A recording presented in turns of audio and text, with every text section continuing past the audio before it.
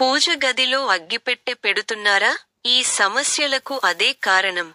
పరిహారం కోసం ఏం చేయాలంటే, మన జీవన విధానంలో వాస్తుశాస్త్రానికి చాలా ప్రాముఖ్యత కలిగి ఉంది. ఒక ఇంటి నిర్మాణం, గదుల అమరిక, లోపల ఉండే వస్తువుల స్థానాలు ఇవన్నీ మన కుటుంబ సభ్యుల ఆరోగ్యం, ఆర్థిక స్థితి, సంబంధాలపై ప్రభావం చూపుతాయి.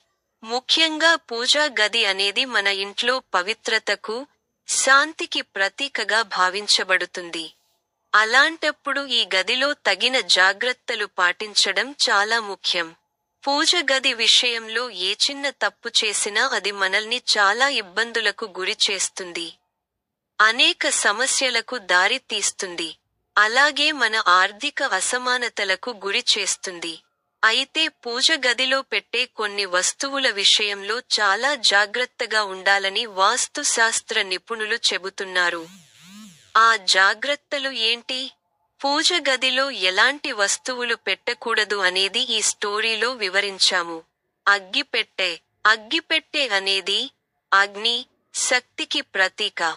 ఇది ఒకవేళ వంటగదిలో ఉంటే శుభంగా పరిగణించబడుతుంది. కానీ పూజా గదిలో ఉంటే మాత్రం దరిద్రంగా పరిగణించబడుతుంది. ఇది విధ్వంసాన్ని సూచించే శక్తిగా మారుతుంది. వాస్తు ప్రకారం, అగ్ని శక్తి సరిగ్గా స్థిరపడకపోతే ఇంట్లో ఆర్థిక ఇబ్బందులు, కుటుంబ కలహాలు, మానసిక అశాంతి పెరగవచ్చని నిపుణులు హెచ్చరిస్తున్నారు. పూజ గదిలో అగ్గిపెట్టె ఉంచడం వల్ల ఇంటి లోపల నెగెటివ్ ఎనర్జీ పెరిగే అవకాశం ఉంది. దీపాలు వెలిగించిన తరువాత అగ్గిపుల్లను అక్కడే వదిలేయడం కూడా అనుకూలం కాదు. ఇది దురదృష్టానికి సూచనగా పరిగణించబడుతుంది. పూజ గదిలో అపరిశుభ్రత ఉండటం వల్ల ఆధ్యాత్మిక శక్తుల బలహీనత ఏర్పడుతుంది. కొన్ని వాస్తు నిపుణులు చెబుతున్నట్లు అగ్గిపెట్టెను తప్పనిసరిగా వంటగదిలోనే ఉంచాలి. అది అగ్ని తత్వానికి అనుకూలమైన ప్రదేశం. అలా ఉంచితేనే అగ్నికి ఉన్న శక్తి, ప్రతికూల శక్తిగా మారకుండా ఉంటుంది. అలాగే ఎలాంటి దుష్ప్రయోజనాలు కలగకుండా ఉంటుందట. వాస్తు ప్రకారం పాటించాల్సిన పూజ గది నియమాలు. పూజ గదిని ప్రతిదినం శుభ్రంగా ఉంచండి. ధూపం, దీపంతో గదిలో సానుకూల వాతావరణం ఉండేలా చూసుకోండి.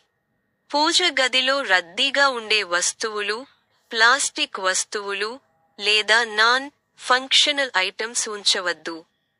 అగ్గిపుల్లను ఉపయోగించిన వెంటనే తొలగించండి. అలా వదిలేయడం వల్ల అశుభ శక్తులు ఆకర్షితమయ్యే అవకాశం ఉంది. పూజ గదిలో అద్దాలు, టీవీలు లేదా సెల్ఫోన్లు ఉంచకూడదు. ఇవి దృష్టి వ్యత్యాసం కలిగిస్తాయి. అగ్ని సంబంధిత వస్తువులు పూజా గదిలో ఉంచాలంటే, అవి పూర్తిగా మూసివేసిన పెట్టెలో ఉండాలి మరియు అపరిశుభ్రమైన కట్టెలు, అగ్ని వస్తువులు బయట కనిపించకూడదు. ముగింపు. పూజా గది అంటే కేవలం దేవుడిని పూజించే స్థలం మాత్రమే కాదు. అది మన ఇంట్లో శక్తుల సమతుల్యతను నిలబెట్టే కేంద్ర బిందువుగా పనిచేస్తుంది. అలాంటి ప్రదేశంలో ఒక చిన్న అపహాస్యం కూడా పెద్ద ప్రతికూలతలకు కారణమయ్యే అవకాశం ఉంటుంది. కనుక వాస్తు చిట్కాలను గమనించి పాటించడమే మంచిది. పూజా గదిలో సత్యం, స్వచ్ఛత మరియు శ్రద్ధ ఉన్నప్పుడు అక్కడ సానుకూల శక్తి నిండుతుంది.